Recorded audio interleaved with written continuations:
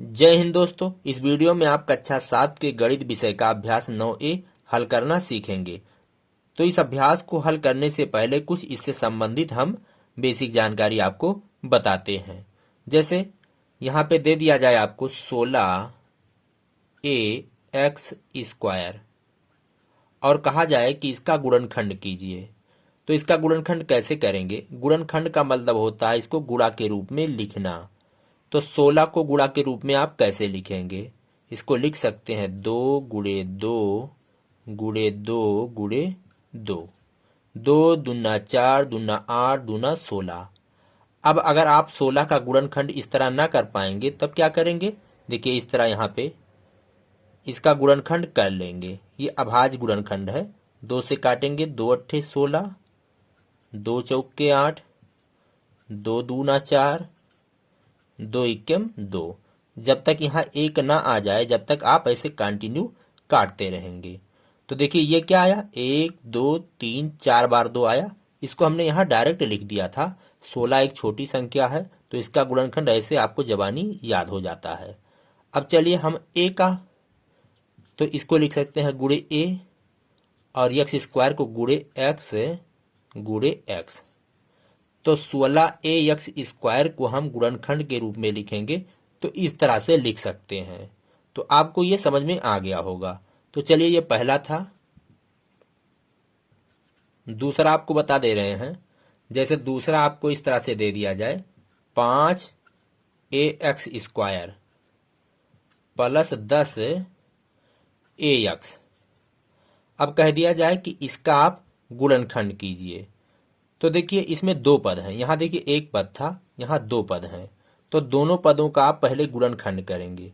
तो इसका करेंगे तो आएगा 5 गुणे ए गुणे एक्स गुणे एक्स। इसका क्या आया? ये आया। प्लस अब इसका करेंगे तो 2 गुणे 5 गुणे ए गुणे एक्स। अब ये और ये दोनों गुणनखंड हैं। अब इनमें क्या करेंगे? हम उभयनिष्ठ लेंगे यानी कॉमन लेंगे। इसमें और इसमें क्या चीज उभयनिष्ठ है? देखिए 5 इसमें है, 5 इसमें भी है। तो यहाँ लिख देंगे बाहर, ब्रैकेट के बाहर इसको लिखना है। चलिए अभी ब्रैकेट लगाएंगे बाद में। ए, यहाँ भी ए है तो गुणे ए। चलिए एक्स, यहाँ भी एक्स है तो गुणे एक्स। अब ये एक्स यहाँ पे है, यहाँ दूसरा एक्स नहीं है। तो अब यहाँ देखिए ब्रेकर लगाएंगे। इतना चीज हम बाहर निकाल लिए, ये चीज उभयनिष्ठ है यानी दोनों में है। तो क्या करेंगे? जो बचा है उसको लिख देंगे। तो इसमें क्या बचा? एक्स बचा। और इसमें क्या बचा? प्लस इसमें बचा सिर्फ 2। अब इसको हम गुणा कर लेंगे 5a और x, तो हो जाएगा 5ax और ब्रैकेट में बचा x प्लस 2। तो इसका गुणनखंड क्या आया? ये आया। यानी इसको गुणा के रूप में हम इस तरह से लिख सकते हैं। अब अगर आपको ये दो उदाहरण समझ में आ गया होगा तो आप पूरा अभ्यास आसानी के साथ हल कर ले जाएंगे। अब आइए हम अभ्यास का प्रश्न हल करना शुरू करते हैं। अभ्यास 9A का पहला प्रश्न है, दिए गए पदों के उभयनिष्ठ गुणनखंड लिखिए। यहाँ पे 3 प्रश्न हैं। पहला, ये दूसरा है और ये तीसरा है। तो चलिए पहला हल करते हैं। 7xy है कामा 35 x² y² है। हमें इसका उभयनिष्ठ गुणनखंड ज्ञात करना है।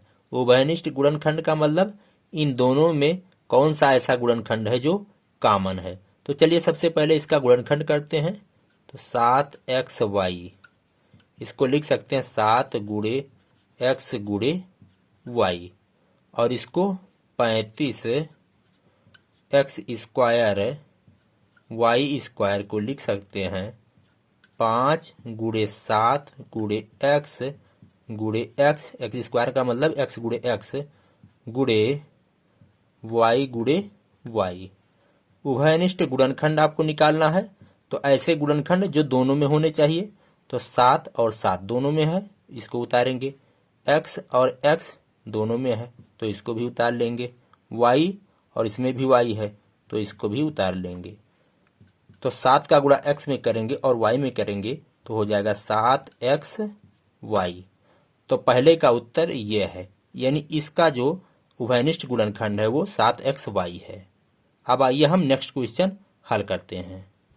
पहला का दूसरा प्रश्न है 4m² 6m² 8m³। ये दूसरा प्रश्न है। अब इसमें उभयनिष्ठ गुणनखंड आपको छांटना है, तो चलिए इसका गुणनखंड कर देते हैं पहले। तो 4m², इसको लिख सकते हैं 2 × 2 × यम × यम। 6m² को लिख सकते हैं 2 × 3 × यम × यम। 8m³ को 8m³, इसको लिख सकते हैं 2 दूना 4 दूना 8 और यम 3 बार, m³ है यानी 3 बार। अब उभयनिष्ठ गुणनखंड आपको निकालना है, तो क्या करेंगे, ऐसे गुणनखंड आप लिखेंगे जो तीनों में हो। तो चलिए 2 सभी में है, गुणे 2 तो और इसमें था लेकिन इसमें नहीं था, यम सब में है और 2 बार सब में है, तो यम × यम। अब इसका गुणा कर लेंगे तो 2 × यम × यम, तो हो जाएगा 2m²। तो इसका जो उभयनिष्ठ गुणनखंड आया वो 2m² है। अब आइए इसका तीसरा प्रश्न हल करते हैं। पहला का तीसरा प्रश्न है, तीसरा है 3a, 21ab। अब की बार हम गुणनखंड नहीं करेंगे, डायरेक्ट हम इसको निकाल करके आपको दिखा रहे हैं। आप ऐसा कर सकते हैं, लेकिन आप ये तब कर पाएंगे जब ज़्यादा से ज़्यादा अभ्यास हो जाएगा आपका, तब आप ऐसा कर पाएंगे। चलिए इसमें देखिए, इसमें हम 3 और इसमें भी 3 कॉमन ले सकते हैं। तो उभयनिष्ठ गुणनखंड क्या होगा, देखिए 3 कॉमन ले लिए, a और इसमें से भी a ले सकते हैं, तो 3a। डायरेक्ट आप यही निकाल देंगे, डायरेक्ट निकल गया। इसका उभयनिष्ठ गुणनखंड क्या है, 3a है। आप चाहे यहाँ करके देख लीजिए। देखिए 3a बराबर लिख सकते हैं 3 × a, 21ab बराबर लिख सकते हैं 3 × 7 × a × b।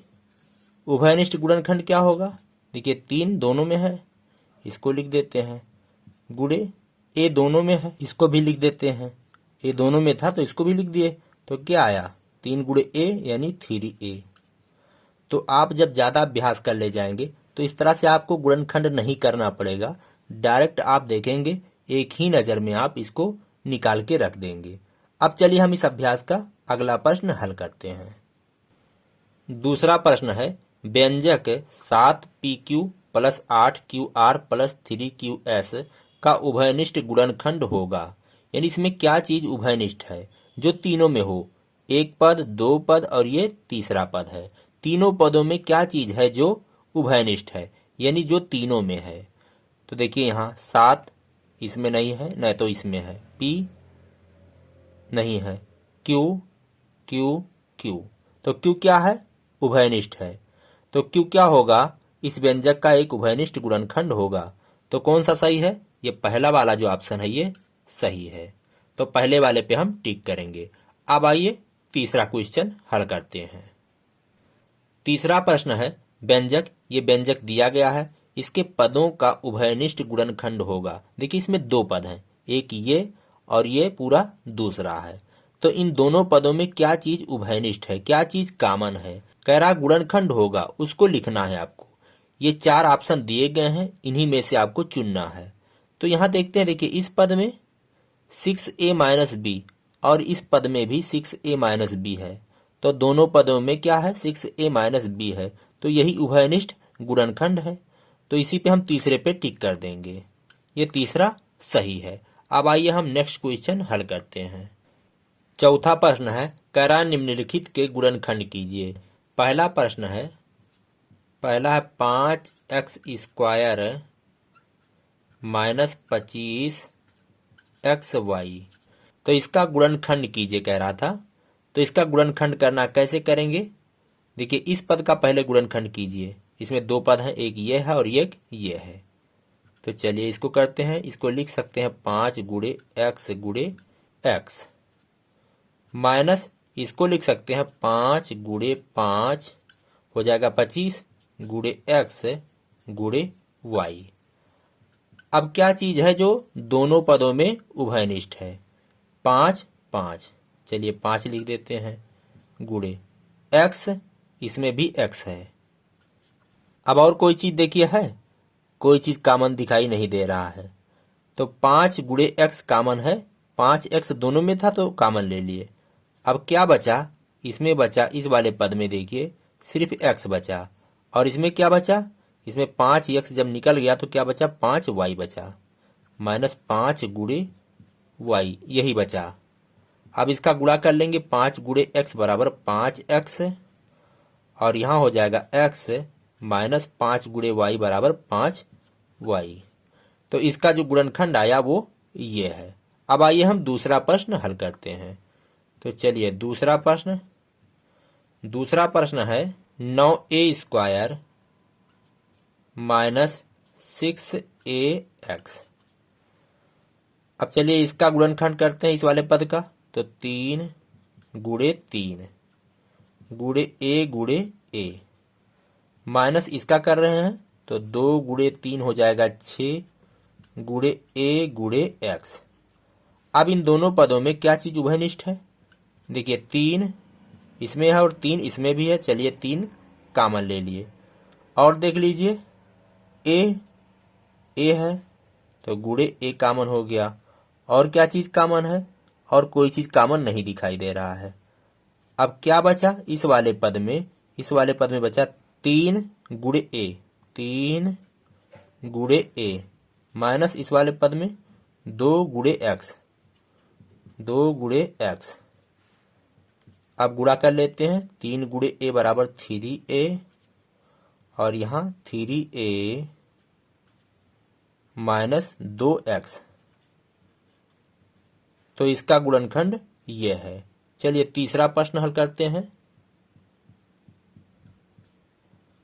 तीसरा प्रश्न है 36a² माइनस 60a² BC। अब चलिए इस तरह से गुणनखंड नहीं करेंगे, डायरेक्ट हम यहां कर लेंगे। अब इसमें देखते हैं क्या चीज कॉमन है।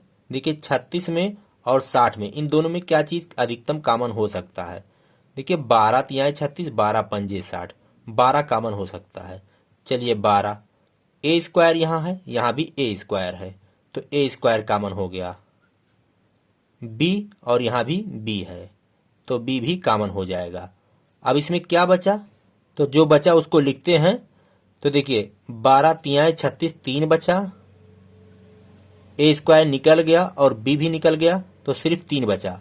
कैसे आप निकालेंगे क्या बचा? इसमें इससे आप भाग दे दीजिए। 12 तिहाई 36, a² से a² कटा, b से b कटा, सिर्फ 3 बचा। माइनस इसमें क्या बचा? इससे भाग दे दीजिए, 12 पंजे 60, a² b ये कट जाएंगे तो क्या बचा? c। तो इसका गुणनखंड ये है। तो ये डायरेक्ट है, इसको आप तब करेंगे जब आपका ज्यादा अभ्यास हो जाएगा। चलिए चौथा प्रश्न हल करते हैं।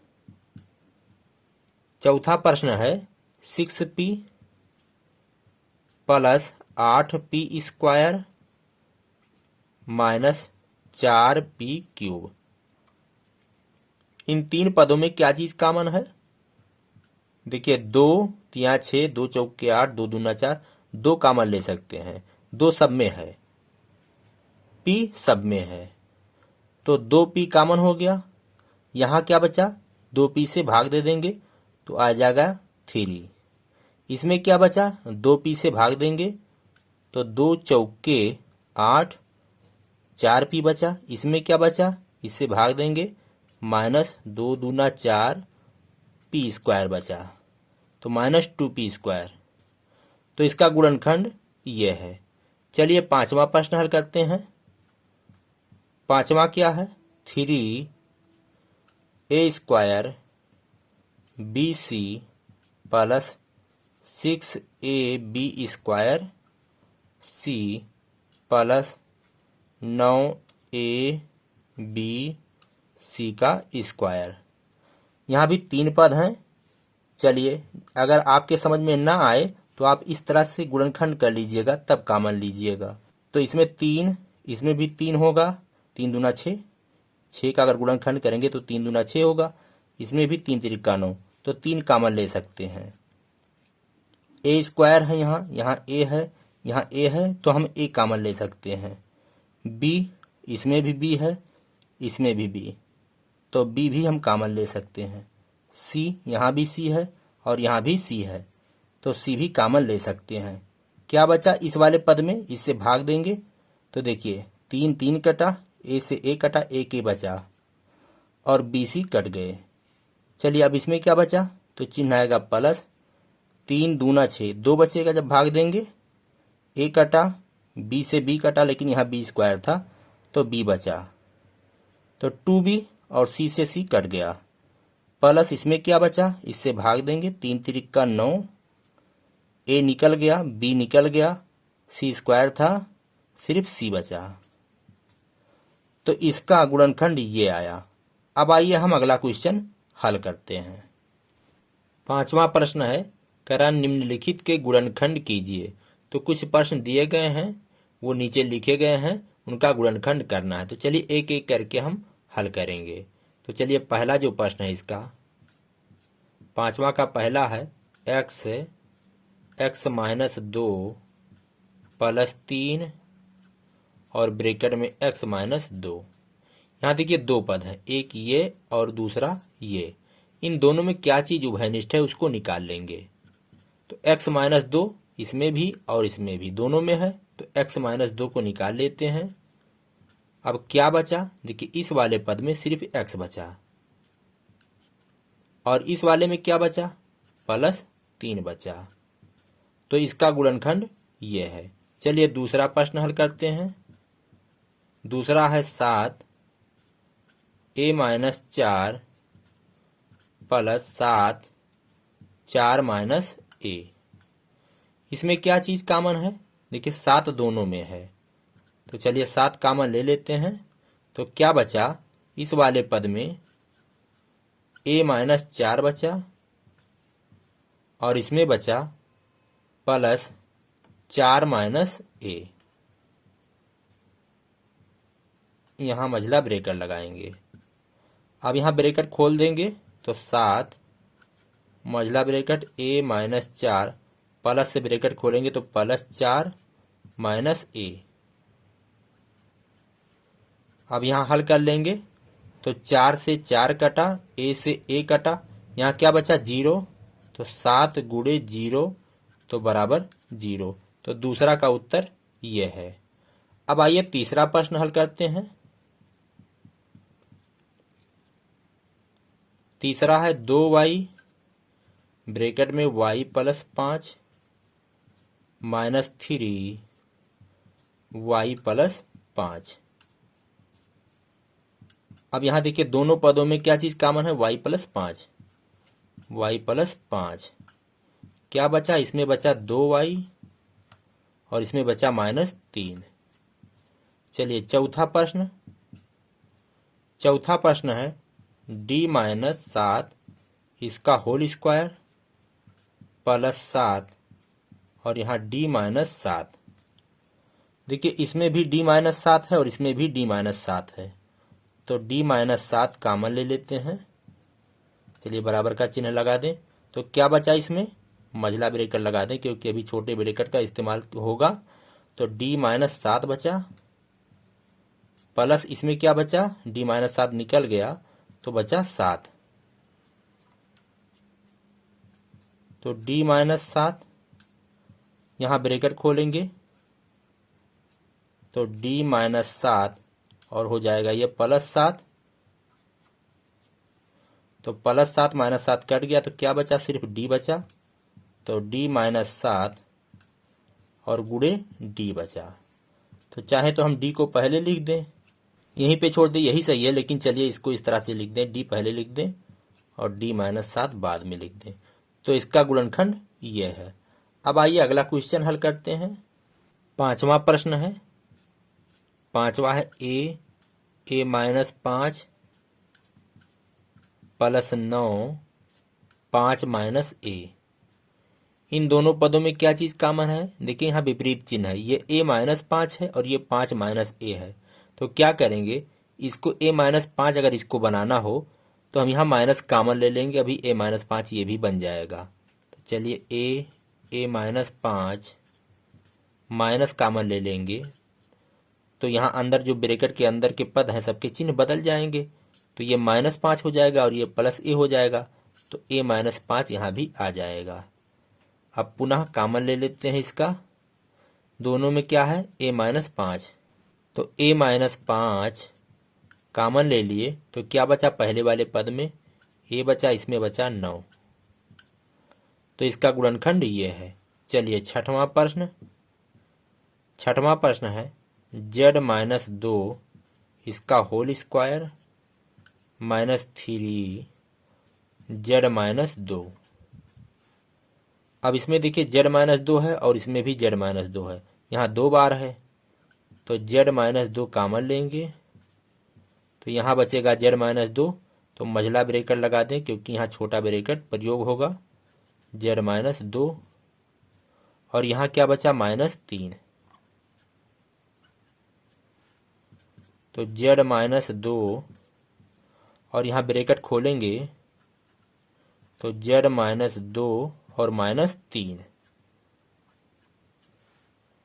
तो z-2 और यहाँ z-5 हो जाएगा, -2 -3 हो जाएगा -5, तो z-5 हो गया। मझला ब्रैकेट हटा दें तो यहाँ छोटा ब्रैकेट लगा दें। चलिए z-2 और z-5 इसका गुणनखंड ये आया। चलिए सातवां प्रश्न है 17 a + 3 + 17 3 - a। इन दोनों में क्या चीज उभयनिष्ठ है? 17 कॉमन ले लेते हैं तो क्या बचा इसमें बचा a + 3, तो a + 3 + 17 निकल गया तो क्या बचा यहाँ 3 - a। अब चलिए ब्रैकेट को खोल देते हैं, अंदर ब्रैकेट खोलेंगे तो 17 a + 3 + 3 -a और +a कट गया, क्या बचा यहाँ 17 और यहाँ क्या बचा 3 + 3 = 6, तो 6 बचा, ब्रैकेट हटाएंगे गुणा का चिन्ह आएगा, यहाँ कोई चिन्ह नहीं है, इसका मतलब गुणा का चिन्ह छिपा होता है। 17 × 6 102, तो इसका उत्तर ये आया।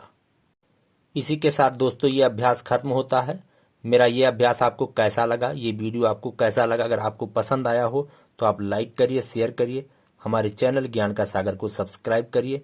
हम मिलेंगे आपसे अगले वीडियो में। इसी के साथ कहते हैं जय हिंद, जय भारत।